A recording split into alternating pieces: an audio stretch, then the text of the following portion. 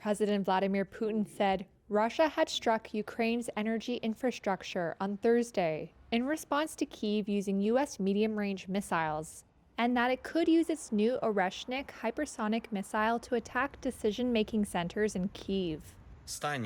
Ukrainian President Volodymyr Zelenskiy accused Russia of a, quote, despicable escalation, saying it had used cruise missiles with cluster munitions in its attack on power infrastructure. Putin also said that Russia would use all weapons at its disposal against Ukraine if Kyiv were to acquire nuclear arms.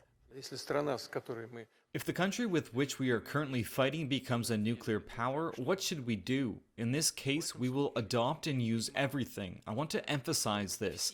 Exactly all the means of destruction at Russia's disposal. Everything.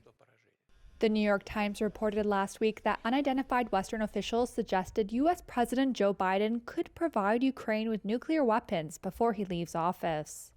Putin said it would be practically impossible for Ukraine to produce a nuclear weapon, but that it might be able to make a so-called dirty bomb. Russia has repeatedly said, without providing evidence, that Ukraine might use such a device.